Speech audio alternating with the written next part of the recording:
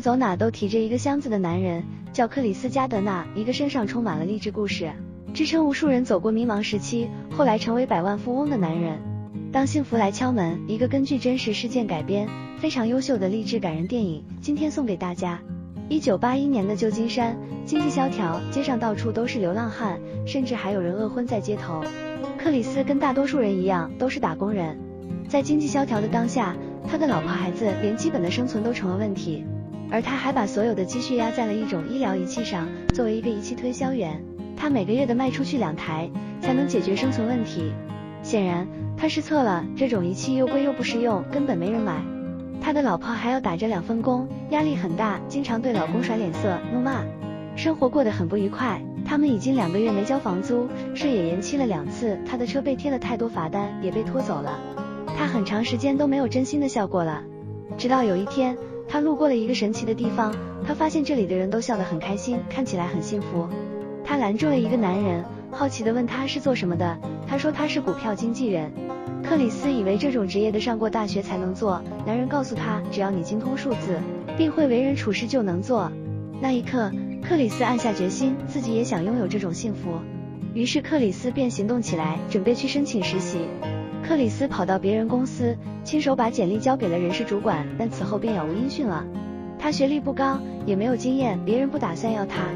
但克里斯没有放弃，他在楼下等了1个月，终于等到了人事主管。为了能和他说上话，克里斯谎称自己和他要去同一个地方，搭上了主管的顺风车。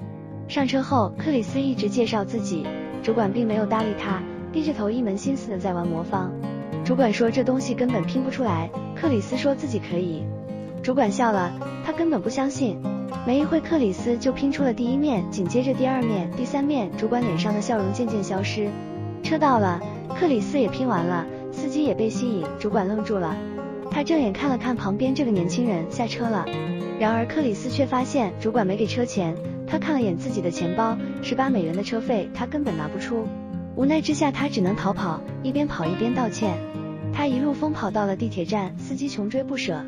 情急之下，克里斯跳上地铁，但还是晚了1步，仪器卡在了外面，1个月的生活费就这样没了。克里斯难过极了。更糟糕的是，老婆离开了他，房东也让他搬出去。他提出帮房东刷油漆，只希望能再宽限1周，房东同意了。幸运的是，人事主管打来电话通知他面试，但面试前1天，正在刷油漆的克里斯因为太久没交罚单，被警察抓了进去。他苦苦哀求，但还是要待在警局1天。克里斯只好哀求妻子再照顾孩子1晚。可是明天早上的面试该怎么办？第2天一早刚被释放，克里斯来不及洗脸换衣服，朝着面试公司狂奔而去。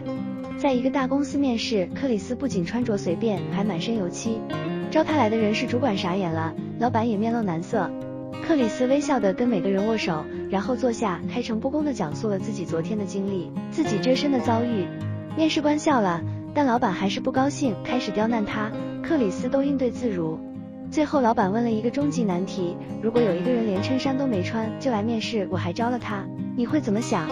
克里斯幽默地回答了这个问题，在场的人都逗笑了。克里斯通过了面试，但因为是实习工作，所以没有工资。克里斯犹豫良久，不想放弃这绝佳机会，他决定背水一战，又剩下6台仪器度过接下来6个月的实习期。他们住到了汽车旅馆，克里斯开始实习，公司很严格，20个实习生只留1个，考核要看业绩和最终考试。克里斯只能付出多倍努力，每天都是最早到办公室。因为要提前下班接孩子，他上班时不喝水，为了不上厕所节约时间。公司有个领导经常使唤他买东西，打电话推销，也会有人对他恶语相向，他都忍受下来了。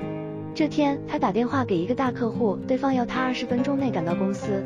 克里斯立即前往，但路上被领导使唤着帮忙停车，最后很可惜他晚了1步，没见到客户。领导的车还被贴了罚单，克里斯还得交罚款。周末他专程带儿子去拜访客户，跟他道歉。客户邀请他一起看球赛，在看球赛上，克里斯没能挖到大客户，不过在这个球赛上结识了很多有钱人，客户资源打开了，仪器也都卖完了，生活好像在慢慢变好。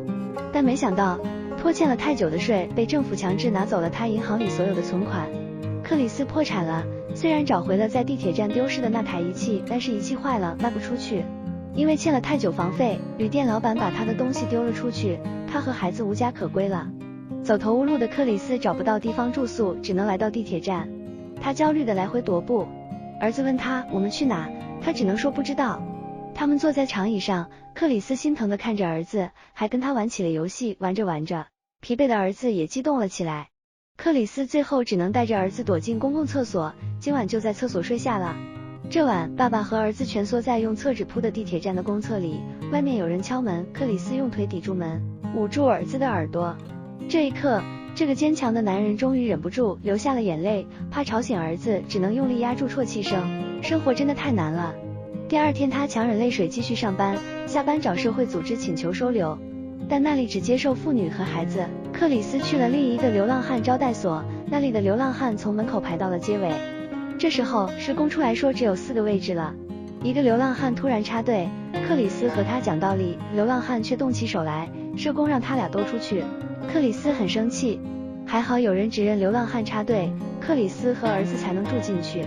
晚上，克里斯和儿子玩了一会后，就自己在外面修理扫描仪，修了一会灯灭了，他就借着窗户透进来的光看书学习。白天拖着行李继续努力工作，同事问到行李，他会说自己要出差。